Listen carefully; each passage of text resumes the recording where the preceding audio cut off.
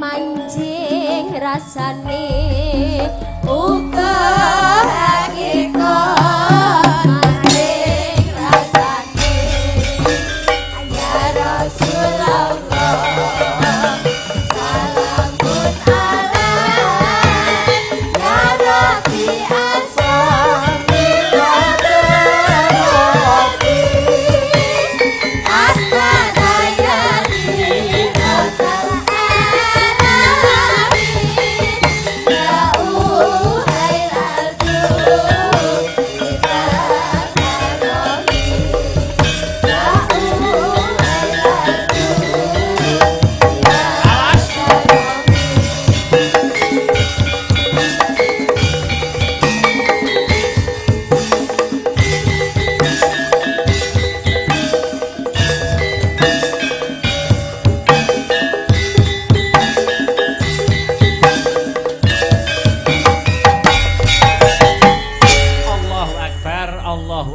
Allahu Akbar, la ilaha illallah wallahu akbar, Allahu Akbar walillahil ham.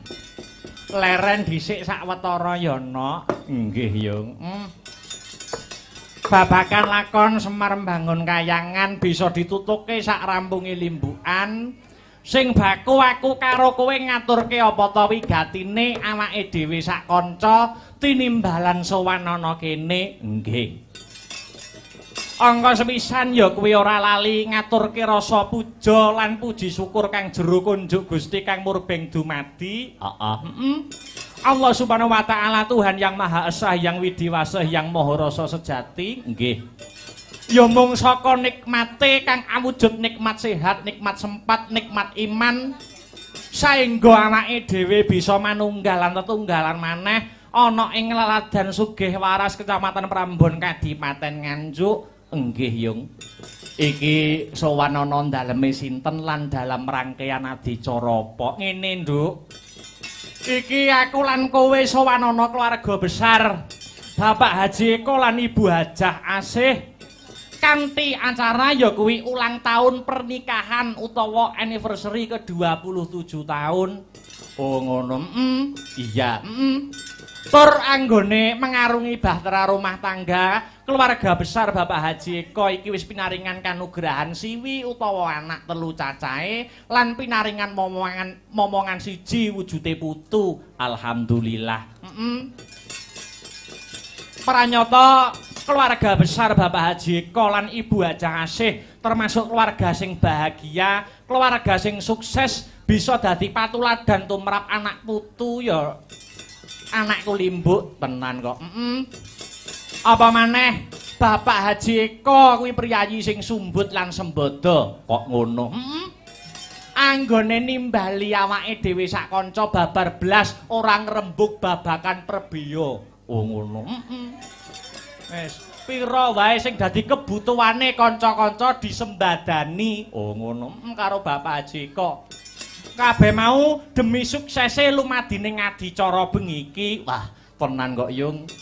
Wiwit sore aku ya ngrasake pasugatan sing banyu mili, suguh gupuh lungguh aruh ora nguciwani. Anggone ngrangkul kanca-kanca Astabrata wis kaya dudu karo wong liya. Iya, Nduk, heeh. Bapak Haji Eko iki kagungan usaha ya kuwi Ude Kurnia, Nduk. Ude Kurnia. Bergerak di bidang apa, Mak? Ude Kurnia adalah sebuah perusahaan supplier khususnya besi tua yang diterima dari berbagai penjuru Nusantara dan akan dikirimkan kembali ke perusahaan-perusahaan metal yang akan didaur ulang dan dijadikan kembali besi baru yang siap pakai. Wah, hebat. Elok, Nduk. Ude Kurnia pimpinan dari Bapak Haji Eko Syahroni kuwi berlokasi di Ruko Graha Tirtaraya 1 nomor 20 Maru Sidoarjo. Dene gudange mapan ana pergudangan Safe Unlock Kavling 3253 V1 Sidoarjo. Wah iya. Dadi awake dhewe ning kene nderek nempil utawa ngalah berkah kesuksesane Bapak Haji Eko ya Mak. Tenan kok nggir. Mula wis sak mestine yen awake dhewe ngaturke panuwun kang tanpa upama kunjuk keluarga besar Bapak Haji Eko lan Ibu Hajah Asih. kang wis menehi kapercayan kanggo awake dhewe sak kanca paring lelipur ana leladan sugih waras Kecamatan Prambon Kadipaten Nganjuk sowan komplit. Alhamdulillah sowan komplit. Kanca-kanca saka Asung Panggonta Brataning Kautaman disingkat Astabrata. Oh iya. Aku melu taunan kok lagi ruh singkatane iki. Tak delikke kok. Tidak ada siaran ulang. Gamelan wayang nggawa tekan omah. Heeh. Nggih iki ngiras-ngirus uga halal bihalal yo Mak, dasare isih nuansa lebaran. Heeh, Nduk. Iki halal bihalal ya kuwi nglumpukke balung pisah. Dasare halal bihalal kuwi dipopulerkan dening Kyai Haji Wahab Hasbullah ana ing era revolusi pada tahun 1948. Iya. Tepatnya berada di pertengahan bulan Ramadan. Insinyur Soekarno memanggil Kyai Haji Wahab Hasbullah ke Istana Negara untuk dimintai pendapat dan sarannya agar dapat mengatasi suasana politik Indonesia yang tidak sehat wektu kuwi. Oh ngono. Banjur saran saka Kyai Haji Wahab Hasbullah pada hari raya Idul Fitri tahun 1948, Bung Karno mengundang semua tokoh politik untuk datang ke Istana Negara untuk menghadiri silaturahmi yang diberi judul halal bihalal. Nganti tekan seprene yo Mak. Jadi halal bihalal kuwi uga bisa sebagai wujud penyejuk dan pesan kedamaian keadaan apapun sing lagi memanas. Mula simbole wong lebaran kae gawe kupat tegese ngaku lepat. Oh iya. Uga ana sing ngarani kupat kuwi siku papat. Siku papat kuwi apa wae? Lebar, lebur, labur, luber. Lebar iki tegese leh poso 30 dina wis rampung banjur lebaran. Oh ngono. Lebur tegese ran ing ngapuran saling memaafkan ngelebur dosa. Idul Fitri, idul tegese kembali, fitri tegese suci. Sing ala dibuang sing adoh, sing becik ayo padha digoleki. Banjur labur kuwi tegese ngrias utawa cara desa ngecet, maknane dianyari. Nggih. Membuka lembaran baru supaya selamat ing tembe besuke, Nduk. Ngono. Nggih. Yen wis lebar, lebur dan labur dadi iso luber. Luber tegese lubero rezekine sing barokah, lubero kesabarane, lubero pangapura, luberno sedekah, luberno amal jariyah, luberno ing reh pangibadah. Amin ya rabbal alamin. Luberno ing reh kesabaran. Wajan tenan. Iya. Uga aku mengucapkan mumung iki isih sawal ya kuwi aku mewakili kanca-kanca Astabrata ngaturaken ya kuwi pangapura minal aidin wal faidin, mohon maaf lahir dan batin yen ana tindak sak pecak tembung sak kecap muga-muga kesalahan kapendemo ing bumining pangapuran satemah nukulake wijining pasederekan. Oh ngono ya Mak. Nggih. Wah luar biasa. Uga aku ora anggur njaluk sepura karo para penonton, karo para pamirsa pecinta seni dan budaya. Oh ngono. Ning aku uga njaluk ngapura secara pribadiku, karo kanca-kanca rekan kerjaku Astabrata. Mergo lagi iki pethuk bar lebaran. Oh iya, lagi pethuk ya ning panggung ki mau. Oh ngono. Aku njaluk ngapura sing kulino tak sentaki, ya. Sing kulino tak seneni, Apa ana? Lho piye ta? Iki sing ngerong kuwi tak sentaki paling sering kuwi. Oh, Mas Heru. Heeh. Apa rakelingan taun kepungkur? Heeh. Nalika awake dhewe ujian tugas akhir ana ing kampus. Apa? Kuwi latihan ning omah. Heeh. Heru rawani ngandani aku, wanine ya kuwi ngandani sing iso ngepek rasaku, cah kramat jenenge Paris. Oh ngono. Heru muni, Tris omong ngono, Akbar ya aja oleh nesu-nesu. Engko nek nesu-nesu malah pentas tugas akhire cah-cah ngedon omong ngono. Mosok Akbar nesu, loh wingi rabine Mas Iqbal ning gedung wanita aku meh dibualang mangkok. Apa ya? Lah piye rabiku rabine masku. Rabine masku. Mas Iqbal Fajar Alam ana ing gedung wanita. Heeh, gedung wanita iki kan tanpa EO, kersane ibuku ki wis pokoke diurusi karo dulur-dulur karo anak buahe Humas. Heeh.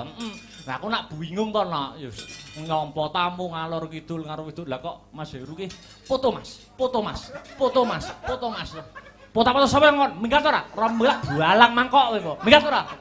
Yo. Lah ya. Iya, wah kuwi urung liyane. Heeh. Kuwi adit sing nata lampuin nemen malahan. Apa iya? Tak suwentaki ning Semada kae jan. Lah piye to? Wayang tancep, wayang renek apa-apa lampune kaya rumah sakit hantu lap. Jane nek apa ya. Lah iya. Ya wis ora dadi ngopo, sing penting rani ngapuran. Gusti Allah wae ngapura umate yen umate mau njaluk pangapura sing tenanan ya wi utawa sinebut taubatan nasuha. Godhong tela bisa gawe lega, napa manungsa samaning manungsa kok ora bisa gawe lega. Nggih. Kembali ke benang merah didongake ya ana muga-muga sak rampunge adicara mayangan bengi iki keluarga besar Bapak Haji Eko lan Ibu Haja Asih Kalisa saka Gudo lan pangerencana tansah manggiha kabagyan kabegjan lan katentreman Allah. Manggiha kabagyan kabegjan lan katentreman Allahumma amin. Ya kanggo pangbuka utawa mukadimah ana sisen limbukan aku kepengin ngumandhangi tembang ilir-ilir kanggo mukadimah ya kuwi karya besar Wali Songo Sunan Kalijaga sing biyen tembang iki dadi media dakwah ana ing bumi Nuswantara. Nggih. Tembang ilir-ilir go mengku teges kang becik makna kang apik. Ayo dikumandhangi buka saka Bunang Mas Irman monggo. Ya,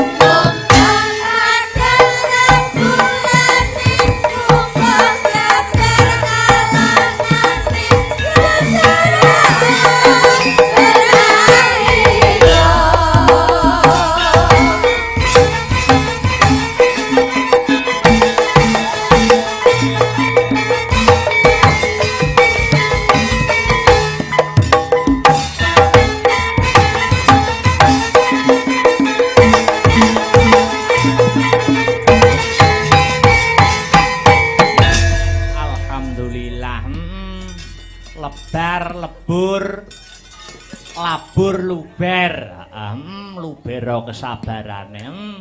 Aku saiki wis sabar, Nduk. Ha iya. Sajeke aku nampa momongan ponakan ki lho. Aku rada sabar. Aku mbayangke piye? Sok nek masku sijine Mas Badar sing dalang kuwi, wis duwe anak terus aku duwe anak. Ya, mesti sombongan bapak mesti. Apa ya? Ketoke kok ngono lah. Anak dalange mesti kan enek rasa kumingsune no. Oh, ngono. Mesti anake Mas Badar sok muni. Piye? Ngono to, dalang nganjuki sapa sing dalang sing ceritane runtut, sastrane runtut nek ora bapak. Oh, ngono. Kuwi anake Mas Badar. Sauri karo anakku. Ora iso. Zaman semono ya. Nganjuk ya.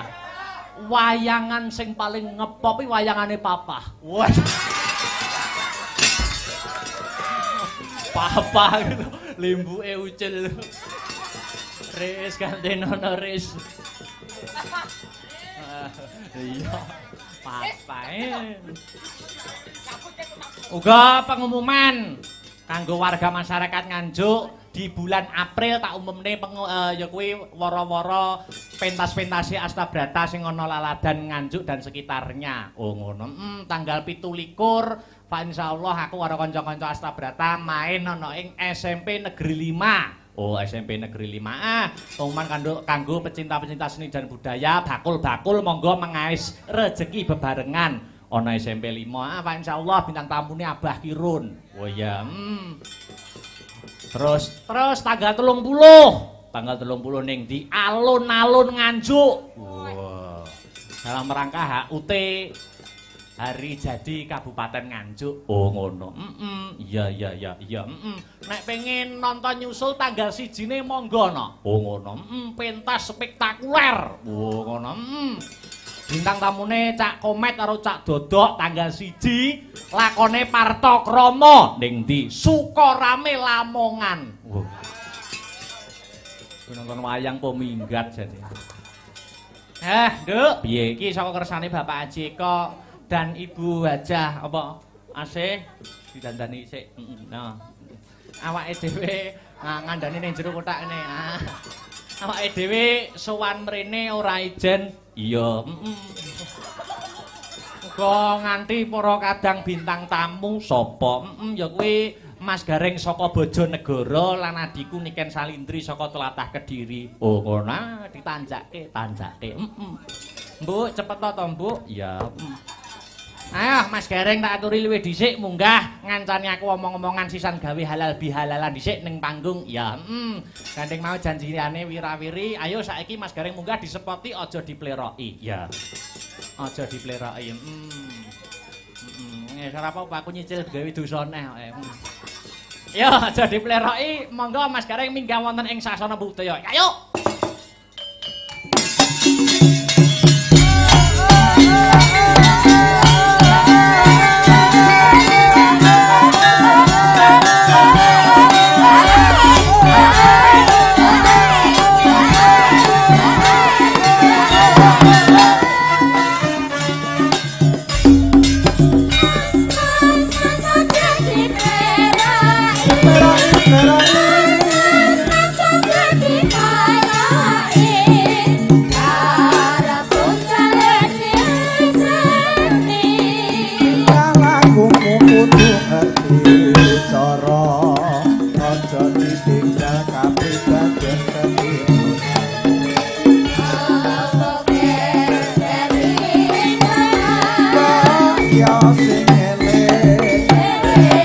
Perahu layar. Ya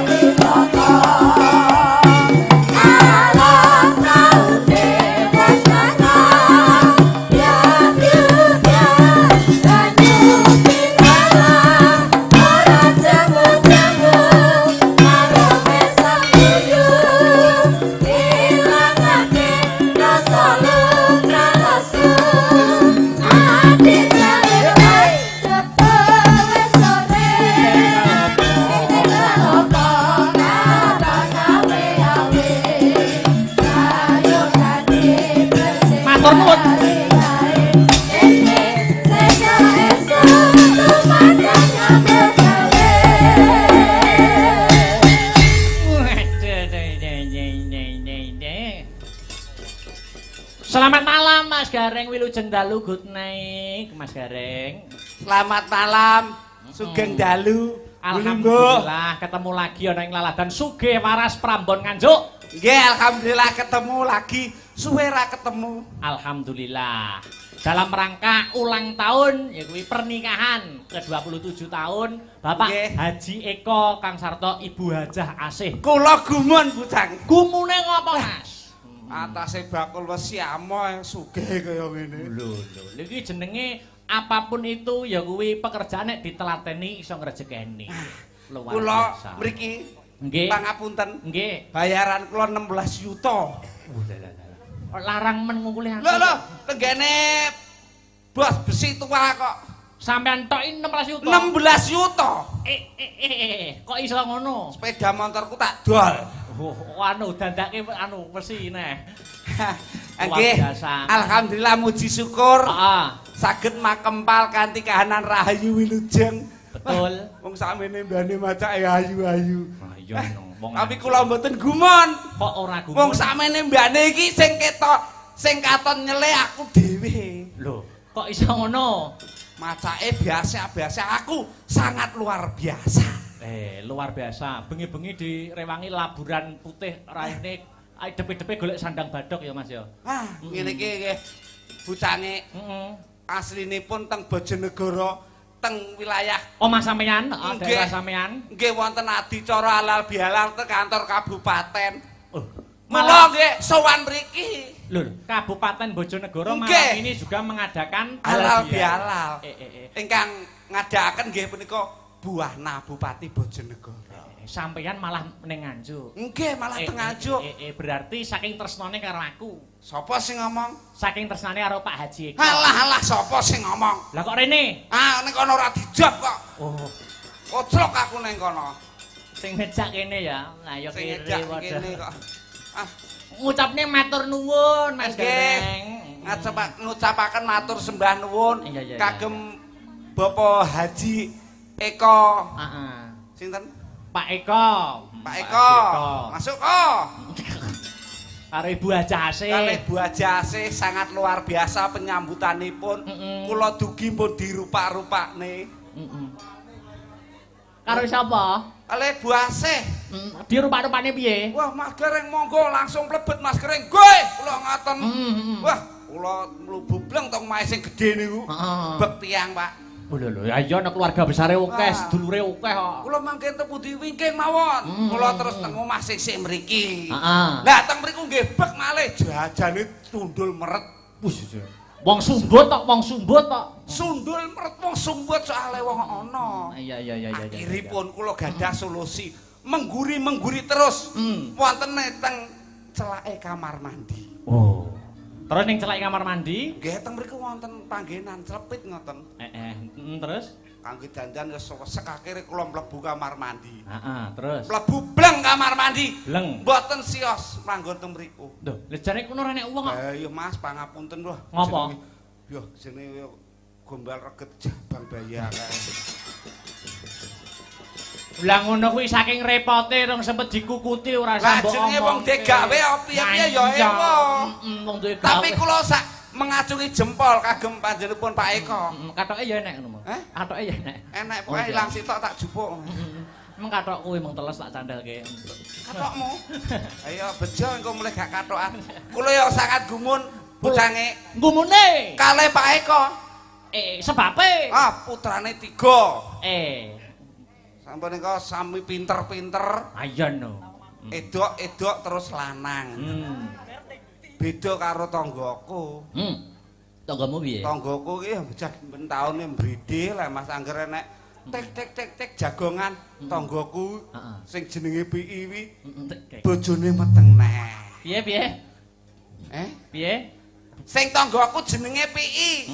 Kuwi bojone ben taun mbridil mana aku ngono. Ayo kuwi jenenge banyak anak banyak rezeki. Banyak anak banyak rezeki cacahe 7 anake. Wah. 7. Ya, terus. Lah wi akhire saking bingunge Pak Dalang gawe jeneng supaya gak lali durutno nomere. Contone Contone nomor 1 dijenengno JPI. Mergo nomor 1. Nomor loro?